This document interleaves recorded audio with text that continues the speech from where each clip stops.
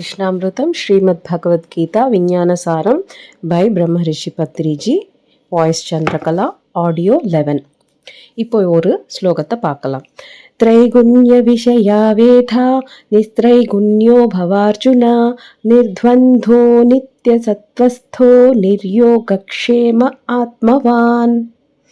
ஓ அர்ஜுனா, வேதங்கள்ல திரைகுண்ய விஷயா வேதா அப்படின்னு சொல்லியிருக்கு. அப்படின்னா வேதங்கள்ல 3 குணங்களை பத்தி நிறைய விஷயங்கள் சொல்லப்பட்டிருக்கு. 3 குணங்கள் அப்படின்னா தமோ குணம், ரஜோகுணம், சத்வகுணம். இந்த குணங்களை பத்தி சொல்லியிருக்கு.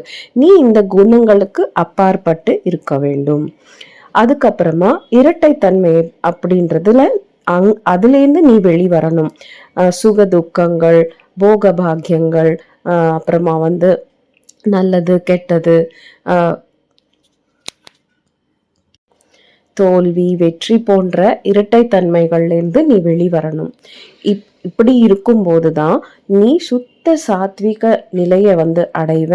அதுதான் ஆன்ம ஞானிக்கு தேவையானது. ஆன்ம தத்துவத்துல நீ இருக்க வேண்டும். இந்த விஷயங்களை நீ செய்யும் போதுதான் ஆன்ம தத்துவத்துல நீ நிலையாக நிற்பாய் அப்படின்னு சொல்லப்படுது.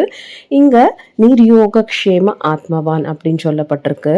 ஒரு சில ஸ்லோகங்கள்ல யோகக்ஷேமம் வகாமியமகம் அப்படின்னு சொல்லப்பட்டது.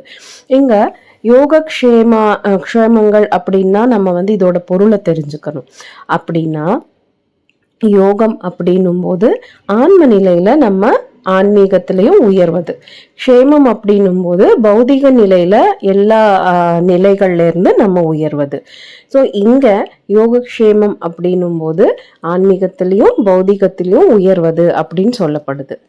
இந்த ஸ்லோகத்துல நீ யோகக்ஷேமங்களுக்காக நீ வெயிட் பண்ணாத, அதுக்காக நீ தவிக்காத அப்படின்னு சொல்லப்பட்டிருக்கு. ஆனா உண்மையான இந்த ஸ்லோகத்தோட அர்த்தம் பத்ரிஜி என்ன சொல்லியிருக்காங்க பார்க்கலாம். யார் ஒருவர் சுயமான யோகக்ஷேமங்களை பார்த்துக்கிறாங்களோ அவங்க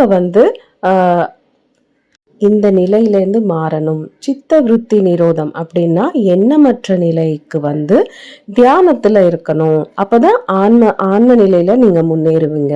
இந்த விதமாக நம்ம இந்த எல்லா விஷயங்களுக்கும் தூரமா இருந்து ஆன்ம நிலையில உயர்வதற்காக தியானம் நம்ம செய்யணும்.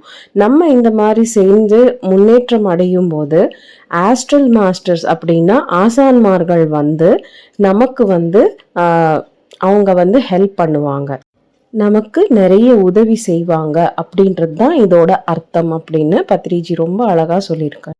நாம செய்ய வேண்டியதெல்லாம் ஒன்னே ஒன்று முக்கியமானது என்னன்னா இந்த ஆத்ம தர்மத்தை கடைபிடிக்க வேண்டியது. அப்போ நம்ம பரமாத்மான்னு சொல்ற அந்த ஸ்ரீகிருஷ்ணர் ஆகட்டும், வேதவியாசர் ஆகட்டும், மற்ற எந்த பரமாத்மாக்கள் ஆனாலும் அவங்க இறங்கி நம்ம யோகக்ஷேமங்களை அவங்களே பார்த்துக்குவாங்க அப்படின்னு சொல்றாங்க. இந்த மாதிரி சரியான பொருளை நம்ம இந்த பகவத்கீதை ஸ்லோகத்தோட நம்ம தெரிஞ்சுக்கும் போது நமக்கு எங்கும் மாறான அர்த்தங்கள் தென்படாது. இந்த முழு பகவத்கீதை 701 அவ்வளோ ஸ்லோகங்கள்ல சொல்லப்பட்ட எல்லா விஷயங்களும் இந்த ஆன்ம ஞானத்தை ஆதாரமாக தான் சொல்லப்பட்டிருக்கு. அதே நிலையில தியான சாதனை பத்தி தான் இங்க ரொம்ப முக்கியமாக சொல்லப்பட்டிருக்கு. இது எல்லாமே நம்ம இந்த பார்க்கும் பார்வை பத்ரிஜி சொன்ன மாதிரி நம்ம பார்க்கும்போதுதான் அது நம்ம கண்ணுக்கு தெரியும். சர்வ தேச கால நிலைகள்ல நம்ம ஸ்வ அப்படின்னும் போது புருஷ பிரயத்னம், நம்மளோட சுய முயற்சி இருக்கணும். தியான சாதனை ஸ்வ, நம்மளோட சுயமான தியான சாதனை இருக்கணும். இப்படி யாருக்கு அவங்க சுய முயற்சியோட தியான சாதனையும் ஆன்ம ஞானத்துல வளர்றதுக்கு சாதனை செய்யறாங்களோ அவங்க தன்னைத்தானே மேம்படுத்தி கொள்றாங்க அப்படின்றது புரிஞ்சுக்கணும். இதுதான் முழுமையான பகவத்கீதாவின் சாரம். இதுதான் கம்ப்ளீட் பகவத்கீதாவோட சாரம். தியானம் ரக்ஷதி ரக்ஷிதா. எந்த தியானி அந்த தியானத்தை காப்பாத்துறாங்களோ அந்த தியானம் அந்த தியானிகளை திரும்ப காப்பாத்தும். அதுதான் தியானம் ரக்ஷதி ரக்ஷிதா. கீதை தொடரும்.